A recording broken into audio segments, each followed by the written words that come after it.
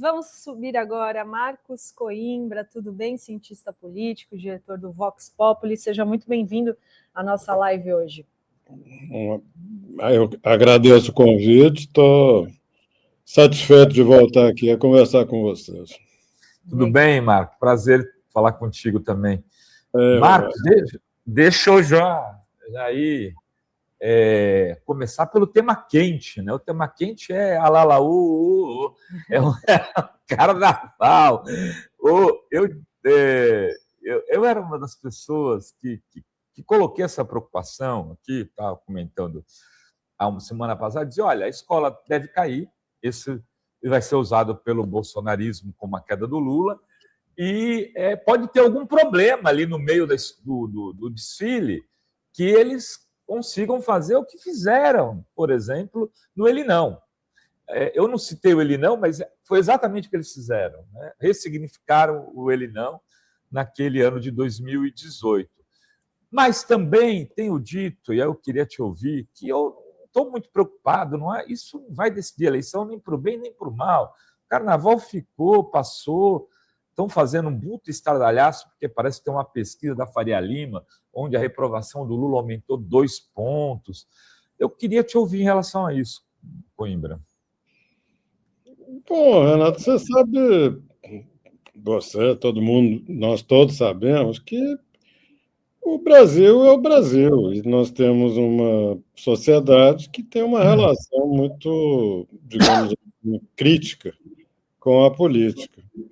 Uma parte muito grande da sociedade brasileira simplesmente não acompanha a vida política, não tem interesse, não gosta do assunto.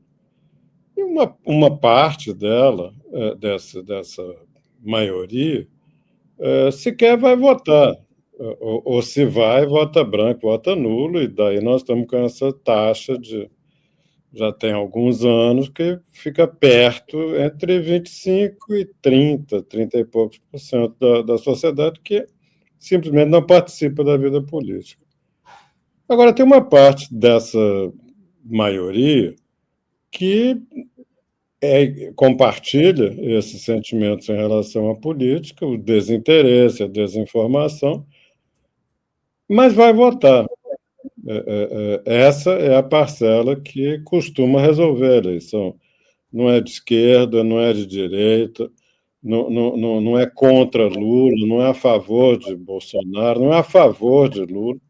Tem simpatia por coisas que aconteceram no passado, quando se lembram corretamente, adequadamente disso. E um assunto como esse, que pode ter algum significado na quarta-feira de cinzas, na quinta-feira já perde um pouco de importância, daqui a uma semana simplesmente não existe mais. 10 dias, 15 dias, quanto tempo dura o assunto rebaixamento de uma escola que ninguém conhece, de Niterói, que estava chegando no acesso, e fez um enredo tratando de Lula. Eu não vejo problema nenhum nisso, porque exatamente não é um assunto de significado político para a imensa maioria da sociedade. Então, a minha resposta, acredito, concordo mais com você do que com essa permanente ebulição, essa permanente ebulição que a gente vê hoje em dia, do antilulismo, que não tem, vamos dizer assim, candidato. Tem um cidadão de segunda, terceira, quarta qualidade, categoria política, que é um dos filhos do Bolsonaro. Você imagina, se o Bolsonaro já é o que é, imagina os filhos dele que se criaram aproveitando o pai. Gente de péssima qualidade em todos os aspectos. É pela falta de uma candidatura que tenha qualquer competitividade relevante com o Lula que fica essa fabricação de fatos, novidades, notícias políticas, mesmo quando não há. Esse assunto é um exemplo, é um não assunto que só se transforma em tema para discussão por nesse quadro de carência de uma alternativa a Lula. E acho que já tem até gente ensaiando uma nova, quem sabe, um golpe jurídico para ver se tira o Lula do páreo, porque, do jeito como nós estamos indo, é praticamente certa a vitória de Lula. E se continuar desse jeito, podemos começar a pensar até numa vitória em primeiro turno. Não é tanto pelos méritos, mas também pelo quadro lastimável de opções que existem ao nome de Lula. Sequer um sujeito como Bolsonaro, que podia representar, entre aspas, alguns valores ultra-reacionários, antidemocráticos, de baixa qualidade intelectual, sequer isso existe este ano. Estão restritos a ficar tentando fabricar um filho do Bolsonaro, porque não tem nada para pôr no lugar. O único que tinha, que era... Bom, eu francamente, ainda continuo a achar que o Tarcísio de fato, o candidato. Pode até não se viabilizar, mas é esse o quadro. Quem se lembra de 22, o início de 22, nós estávamos mais ou menos num quadro assim, todo mundo pensando que não tinha jeito, que tinha que ser Lula. O Estadão até editorial para defender a candidatura da Simone Tebet lançou. E esse tipo de desespero, de temos que criar alguém, nós estamos de novo nele. Quem não se lembra em 18, naquela eleição que eles acabaram prendendo o Lula e viabilizando a eleição do Bolsonaro, naquela altura era um dos nomes que estava em franca... Tinha vários nomes em franca tentativa de viabilização, também não deu certo. Você acha que para o Lula é melhor a disputa com o Flávio Bolsonaro do que com o Tarcísio? Sim, na minha opinião, sim. O Tarcísio teria um conteúdo minimamente concreto para botar na mesa, para se apresentar, para dizer quem é, o que pensa, etc. Esse moço, esse filho do Bolsonaro, porque os outros é tudo mais ou menos a mesma coisa. Mas esse que está em discussão agora é um nada na política, não tem expressão em lugar nenhum da vida política brasileira, não tem conteúdo, não tem proposta, não tem ideia, não tem trabalho, não tem currículo. O que ele é? O filho do Bolsonaro. Francamente, é achar que, fora o núcleo irracional que faz, sei lá, aquele negócio de rezar para o pneu, fora a turma que reza para o pneu, é muito difícil você viabilizar um nada apenas porque tem sobrenome. Sinceramente, nós já vimos na política brasileira quão curta é a trajetória de quem não é nada a não ser filho de alguém. Muito bem. Deixa eu te falar uma coisa. Como é que você tem visto os resultados das pesquisas de avaliação do governo nesse momento? Porque muita gente, Coimbra, está dizendo que meio que a aprovação e a reprovação se solidificaram nesse patamar, que dificilmente elas vão mudar de lugar. Você concorda com essa avaliação? E que o Lula, tendo uma desaprovação maior do que a aprovação, estaria em risco a reeleição dele? Bom, em parte, isso tem a ver com os resultados de pesquisa. mas tem a ver com uma interpretação muito limitada do que essas pesquisas estão dizendo. Nós estamos vendo, mundo afora, a grande dificuldade dos governantes em exercício conseguir superar a reticência, a dúvida, a má avaliação que decorre daí. A empresa internacional que faz pesquisa nas democracias e é consistente a desaprovação de quase que 80% dos governantes modernos. Nas 25 maiores democracias eleitorais do mundo, só tem 3 chefes de governo que têm hoje uma avaliação positiva. Os outros 22, tem 2 que têm, vamos dizer, que fica pau a pau, e 20 de 25 têm avaliação negativa. Praticamente todas as democracias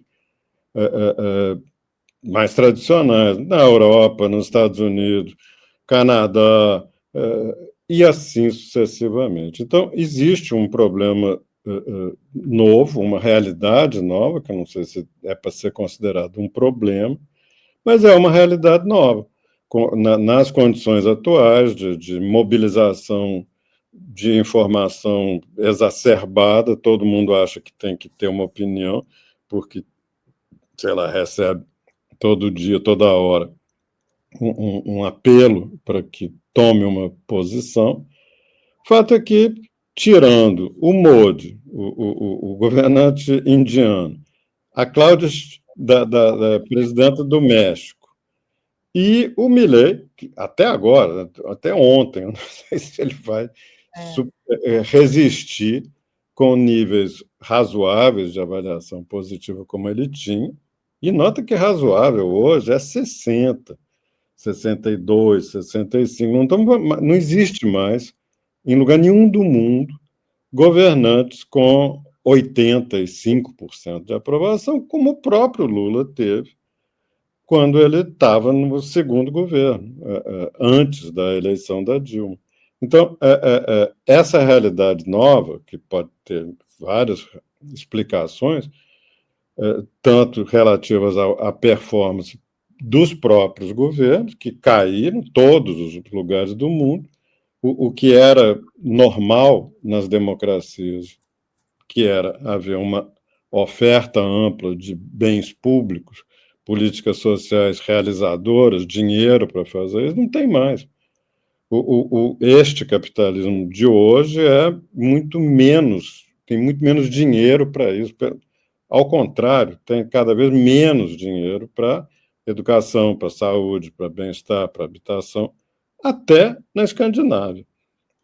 Então, nesse quadro, os números de Lula são normais, não tem nada não sinalizam que ele terá uma reeleição complicada. E se a gente quiser um exemplo brasileiro, é só olhar como é que estava a avaliação do Bolsonaro em 22 e como é que ele terminou com 48,5% do voto. Ele tinha números muito ruins de avaliação. A média, a avaliação positiva dele estava na casa de 25. Os melhores resultados dele tinha uma política que era bem avaliada, não porque ele fizesse qualquer coisa, mas é porque havia uma ideia de que ele seria um bom governante na segurança pública. Porque ele dizia que ia fazer o que a maioria das pessoas das grandes cidades brasileiras acha que é certo, que é matar bandido. Eu não estou defendendo isso, não. Estou apenas dizendo que a maioria das pessoas pensa isso. E ele era o cara que ia matar bandido. Então, ficou com a imagem de um bom, sei lá, seria um bom presidente para a segurança pública. Em todas as outras áreas, ele tinha números péssimos. Saúde, 15 de aprovação. Educação, 10.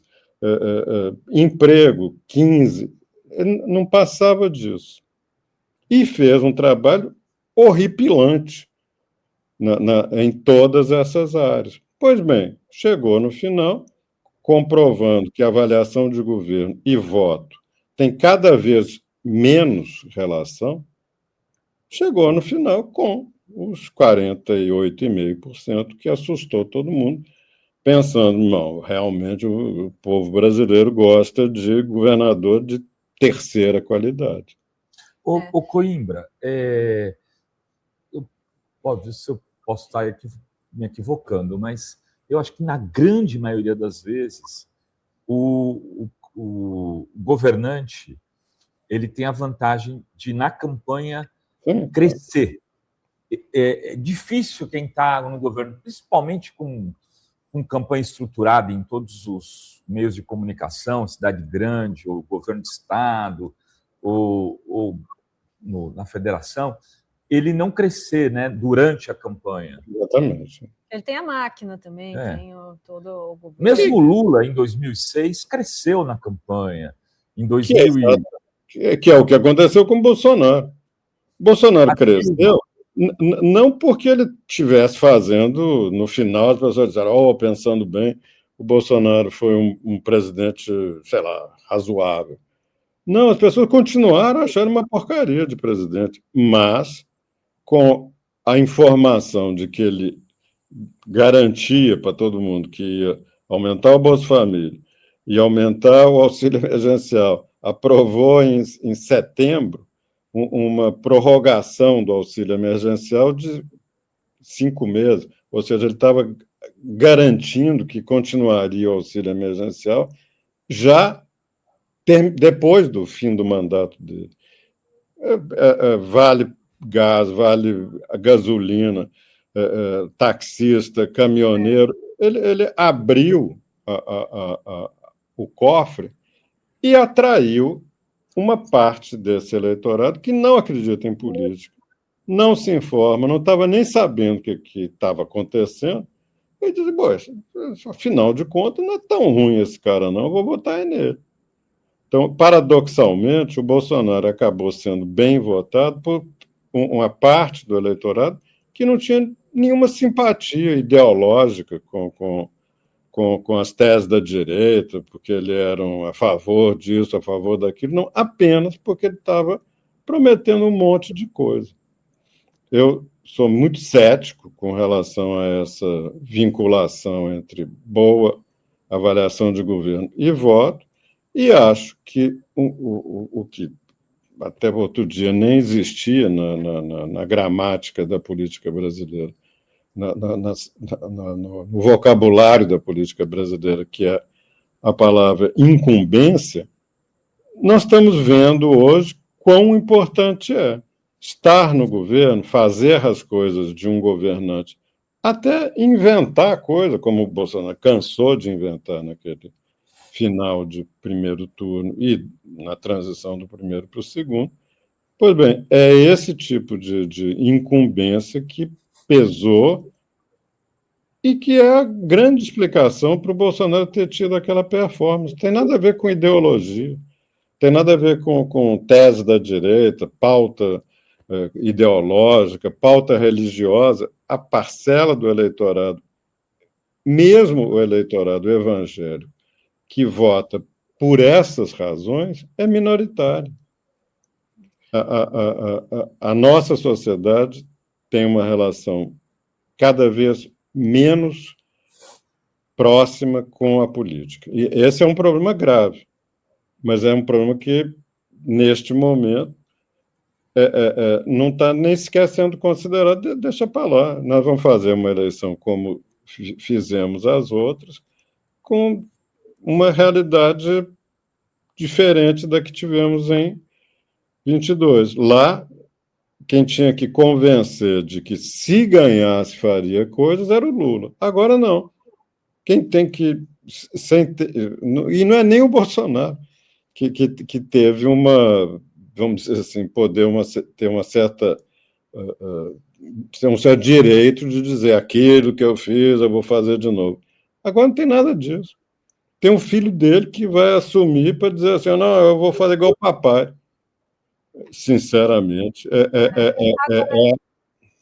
Não, agora, o presidente Lula disse na semana retrasada, numa entrevista, de que o voto hoje está consolidado, que hoje as pessoas são que nem Flamengo e Fluminense e ninguém vai mudar. Então, quem gosta do Lula vai votar no Lula, não vai mudar o voto. Quem não gosta do Lula vai votar no Bolsonaro, não vai votar o voto, e que a disputa seria por esses independentes que poderiam ir para um lado ou outro. Isso, como que vai dar essa disputa para esse campo? Porque o que eu sinto é isso, que as pessoas ou é Lula ou é Bolsonaro, que tem uma divisão aí no país, não tem? Sim e não. A divisão que tivemos em 2018, onde teria começado esse assunto, foi fabricada num conjunto de movimentos das elites brasileiras. Prenderam o Lula, impediram que ele sequer manifestasse de público a indicação dele de um outro nome dentro do PT, e trabalharam durante os 6 meses finais da eleição num cenário de deixa o Bolsonaro porque nós vamos depois tomar conta dele. Nós precisamos dele para derrotar o Lula. É isso que aconteceu. Não houve uma adesão de um pedaço grande da sociedade brasileira a Bolsonaro por razões de conteúdo ideológico, programático, partidário. O que não quer dizer que não exista no Brasil uma parcela grande de eleitores que não gostam do PT. E isso não tem nada a ver com ideologia, nesses termos. Tem a ver com um conjunto de outras dimensões que nem precisa discutir aqui agora. O PT nunca fez menos que 40%, 44% numa eleição moderna. Desde a eleição da primeira eleição do Lula em 2002 até hoje, o PT nunca fez menos que 44%. Foi o voto do Haddad. Porque nas 2 eleições do Lula, nas 2 eleições da Dilma, o PT fez mais de 50%. E a derrota do PT foi de 5 pontos percentuais. Ou seja, existe uma parcela muito grande da sociedade brasileira que vota no PT. Mas existe uma parcela que não vota. Porque se é verdade que o PT nunca fez menos que 45% do voto, também é verdade que nunca fez mais que 49%. Foi quanto o Lula fez contra o Serra e praticamente a mesma coisa que ele fez na eleição seguinte contra o Alckmin. Então, o voto do PT tem uma base muito alta, mas tem um teto que não é muito folgado. Tem 40% do eleitorado brasileiro que nunca votou no PT. Não quer dizer que sejam as mesmas pessoas. Pode até ter havido mudança para cá, para lá. Mas a realidade é essa. O PT nunca passou de 49% do voto. Quanto que vai ter este ano? Não sei, se arrumarem um candidato tão michuruca igual a esse Flávio Bolsonaro, não me surpreenderia tanto que, desta feita, o PT fizesse mais que esses, toma lá da cá, 60%, que fez no segundo turno contra o Serra e contra o Alckmin. Então, eu acho que dizer que o Lula é favorito não quer dizer que ele vá ter o voto que ele teve, por exemplo, quando tinha 85% de aprovação, tinha 85% de aprovação, mas não conseguia passar de 49%, porque uma coisa é avaliar governo, outra coisa é votar. Muito bem. E em relação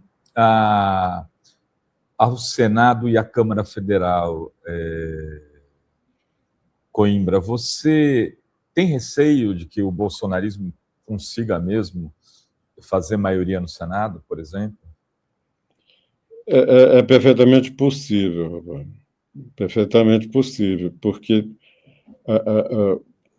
por razões que não precisa elaborar tanto, ao longo dessa longa trajetória do PT, a prioridade sempre esteve na eleição para o governo federal, presidente da República. Essa foi a grande prioridade do PT.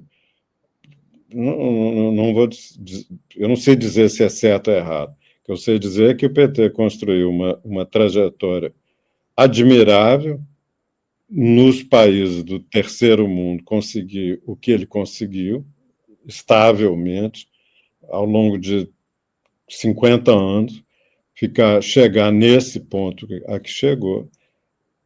Nada, no entanto, você pode dizer que é perfeito. Essa trajetória teve grande prioridade, foi, em parte, resultado dessa escolha. Nós vamos concentrar na eleição presidencial. A meta primordial sempre foi essa: coalizões nos estados para ter candidatos, especialmente para o Senado, que ajudassem na eleição presidencial, e não vice-versa. Então, o que vai ser agora é difícil dizer, porque eu, sinceramente, com todas as barbaridades que o bolsonarismo nos legou, talvez seja a mais grave foi essa distorção no sistema político que criou esse Congresso do jeito que ele funciona. Isso é obra do senhor Jair Bolsonaro, porque, para se preservar, ele pagou o que precisava pagar para o Congresso, porque na hora que estalasse os dedos, você tinha um impeachment de Bolsonaro. Ele comprou os 4 anos do jeito como foi, fazendo com que o Congresso passasse a mandar num pedaço grande do governo brasileiro. Hoje, essa distorção que era insolúvel nesse horizonte deste governo, chegou a um ponto em que as contas aí variam. Já ouvi diversos números, mas cada deputado tem 50 milhões de reais para gastar. 50 milhões de reais é uma coisa que nunca houve, a não ser os milionários que chegavam no Congresso. Hoje, qualquer deputado tem 50 milhões para gastar no seu reduto todo ano. Se ele quiser fazer o que dá na telha, contratar cantor, mandar asfaltar a estrada que vai para a fazenda do fulano, a fazenda do Beltrano. Esse tipo de funcionamento da relação entre executivo e Congresso não vai ser resolvido este ano, e o Congresso que nós vamos eleger é o resultado dessa distorção que está em curso há 4 anos, 5 anos, 6 anos, porque o Lula não teve como resolver isso. Todas as vezes em que tentou fazer alguma coisa, chegou alguém para passar a rasteira. Como é que vai resolver? Eu não sei. Mas aquela ideia assim, que sempre foi questionável de um Congresso que a maioria obtida através de uma espécie de parlamentarismo ad hoc, ficou infinitamente pior. Então, o que vai acontecer na eleição para o Congresso, eu não sei. Eu acho que ele vai refletir essa barbaridade que nós temos hoje. Nós vamos reeleger todo mundo que quis se reeleger, porque são candidatos que entraram na disputa com uma vantagem espetacular em relação a seus adversários locais, regionais, estaduais. Não tem mais lugar para renovação no sistema político, do jeito como está funcionando. essa turma de Centrão, dessa coisa que já era complicada há 10, 15, 20 anos atrás, agora não tem solução. Eles é que têm o dinheiro. E 50 milhões por ano, né? Não é nem por mandato. 50 milhões para qualquer um. É só ficar numa boa com o presidente da Câmara, com o presidente do Senado. Esses números, eu estou falando é número de Câmara, porque no Senado acho que ninguém nem sabe. Ninguém nem calculou direito quanto que cada senador tem para botar na sua reeleição. Na Câmara é isso, 200 milhões ao cabo de um quadriênio. O Coimbra, você acha que o Lula deve repetir a chapa com com Alckmin vice? É arriscado mudar a vice? Tem se falado aí um vice do MDB? Qual que é a sua avaliação?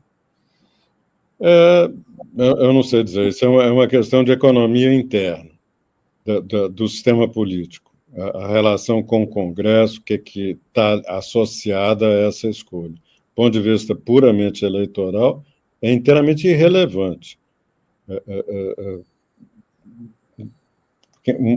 Nós, na Vox Populi, né, de muitos anos atrás, fizemos pesquisa para saber, por exemplo, qual que era o ganho que o Collor teria tendo um candidato ao governo, tinha um candidato a vice-presidente mineiro, o senhor Itamar Franco.